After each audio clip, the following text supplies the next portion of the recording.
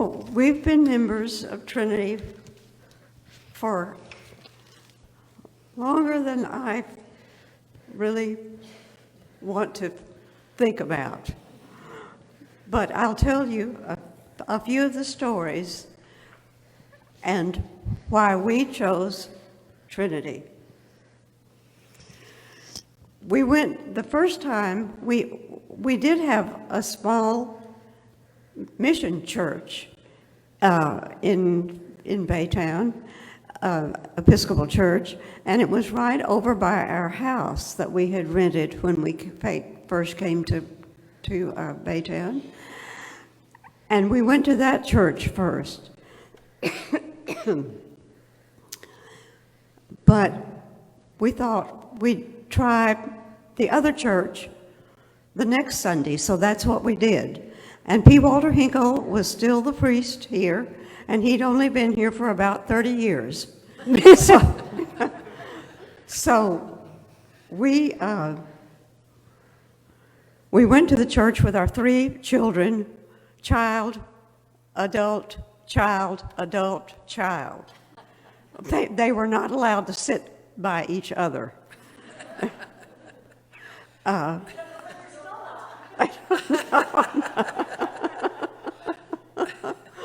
So, as we were going out of the church, the old church down in Old Baytown, and we said, we introduced ourselves to P. Walter, and behind us was another couple, and they had about the same number of children and about the same age. That was Bill and Rose Rogers. And I heard this voice say, "Hi, I'm Rose Rogers. Bishop Hines Guild meets tomorrow night. Where do you live? We'll pick you up." Well, she did. And I went to, and we went on Monday nights because that was a night that all the fathers could be home and they could take care of the children while we were at the meeting. And I decided right then and there that was going to be our church, and it has been. And then one of the first things we did is we had Bible study, and nobody can do Bible study like a priest from the Episcopal Church, because when they get to seminary, if they don't pass the Bible study, I don't think they get to be ordained, but that's because they are really wonderful teachers. Do you remember when we first started coming to Trinity in, I can't even remember what year, but it was, we had a James Avery shop. It was before James Avery was all over in big shops. We were, yeah. It was so much fun.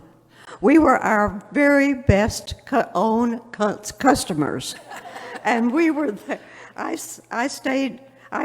helped with because we had a little house, a little garage apartment in the parking lot, and that was there a long time before we got here. But Billy and I worked one, I don't know if it was one item, one day a week or one day a month. We talked about food the whole time. And we were our own best customers. It wasn't too much longer, and I was invited to be on the Altar Guild.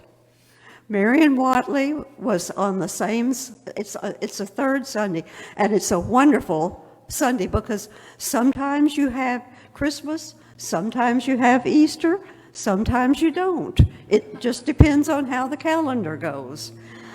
And Marion Watley was the the Altar Guild mistress for years and years, and now Marcia Walmsley is, and she is absolutely just as wonderful as Marion was.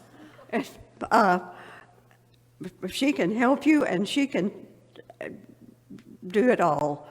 And now we have island women who are on the third Sunday, because everybody else has died but me. I'm the only one left from the very first one of the altar guilds I started with. And now we have island women, and let me tell you, they are smart nurses, and they know how to get it done, and they are wonderful. So, and not too many years after that, it was 1979, the year of the new prayer book. And, some people liked it, and then some people didn't. But as Bob Bonner said, they finally decided that women had souls. So we could do all the things that the guys could do. La la, boy, was that great. We could be on the vestry. We could be acolytes. We could be, and we used to have 7 or 8 acolytes. We could be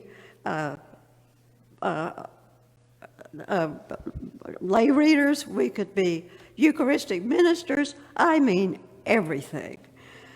Well, I was on the vestry one time, and Bob Bonner said, he was in Austin. He went to Austin, and he met Charles Abacall, who was from Uganda and already a priest, but he was coming to the United States to do some sort of extra credit or something like that. And he and Bob started talking. And Bob said, would you all like to come, would you like to come to Baytown for a visit over Thanksgiving? And Charles said, sure. And when Charles came, we loved him and he loved us. And he was telling, and Idi Amin was still running amok in Uganda. And they couldn't get medicine that they needed. Margaret, his wife, was allergic to aspirin. And she needed Tylenol, and they didn't have Tylenol. And they had 4 children, and heavens, children always need antibiotics sooner or later. They've got red throats and heaven only knows what all else. And we happened to have a pharmacist right here at Trinity, and we got prescriptions, and we got Tylenol, and we wrapped it all up and sent it off to Uganda. And toothbrushes and I don't know what all else, but lots of things we thought they might need along with medicine. Charles went on back to Uganda, and in only a few years, he was elected a bishop. And the next time he came to see us, Charles wanted to go and see the bishops. So I took him into Houston, and his eldest daughter, was getting married. And she wanted her father to find a wedding dress for her. How many of you all would let your father find your wedding dress? I tell you. I went out and looked for wedding dresses while Charles talked to the bishops. And one of the bishops said, well, how many people do you have for a confirmation class, for confirmation? And he said, 98 or 100. boy, they gave him a look like, one of them said, "Do you give each one separately?" And he said, "No, one hand on each head." And,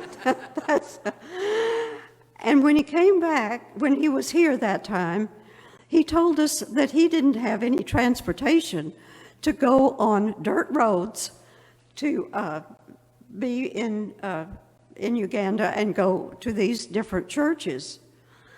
And all of us started thinking about it. And everybody in the church, we did posters and maps, and we had one poster that was a giraffe. And as we got more money, we would color those spots on the giraffe darker colors. And I've forgotten now how much money do any of you remember how much money we collected? How much? What, something, it was a nut, 10,000? I cannot remember, but it was a lot of money because everybody gave something. We sent the money, and Charles bought a car, and it was his car. And Trinity they had done other things for him, to build houses. I said to him when he came looking for the wedding dress trip, I said, "Charles, the next time you come, you better bring Margaret." And Margaret was just as wonderful as Charles. I found a wedding dress and took him by, and he thought it was wonderful too, and he took it back home for her name was Esther, because she was born near Easter.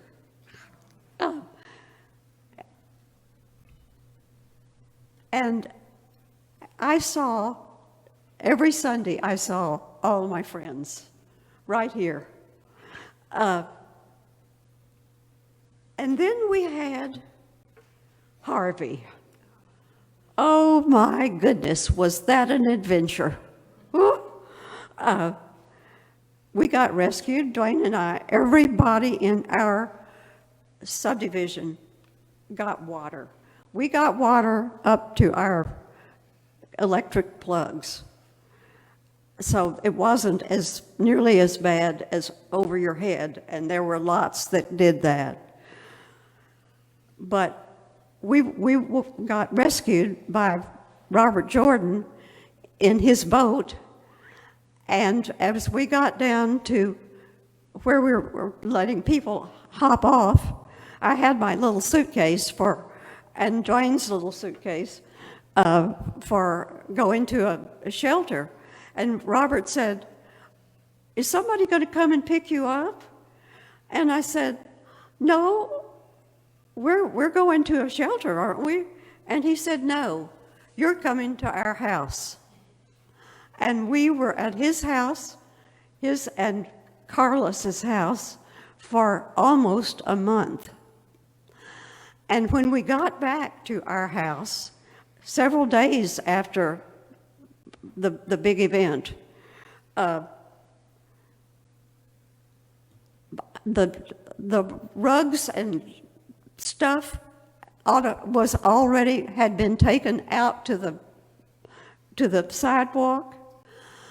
There were people, all of our angels from right here at Trinity had already been to our house before we got back, and they started throwing things away that had already had mold on them, and rugs, and they were putting stuff in boxes.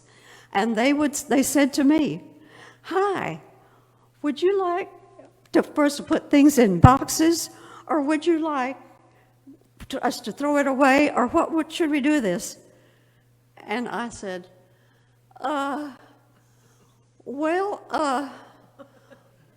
if I hadn't had those angels at our house, I don't think I would be here today. It was absolutely wonderful. And that didn't just happen for one day. That was almost, it was at least a week. And one of those days, the Cantrells said, "Would you like for us to go out and see if we can find an apartment for you?" Well, yes. And we told them what we thought we needed, and they looked, in about an hour, they called us and said, "Well, we found an apartment. It's the very last one." And Exxon has already called while we were sitting there, and they said they wanted all the apartments that they had. And they said, "We don't have any more. We've already rented the last one." And then Susie said, "Well, they want to know your Social Security numbers and how much money Dwayne is making at work." And that was our. I guess he made enough. He said he couldn't remember, but they let us have the apartment. And those angels were there until all the boxes and the sheetrock got torn out. So it was a wonderful experience, no matter how horrible it really was. And it was a wonderful time. Now we're moving to Austin. 2 of our daughters live near there, live in Austin, and our son lives near Waco. And 3 grandchildren already live in Austin, and 2 of them are going to have great-grandchildren for us. So, but we'll be back here because we've had a niche in the columbarium for a long time. And we're going to come back and be in the columbarium. And we're going to be talking to all our friends that are already there. And that's a party. Yeah.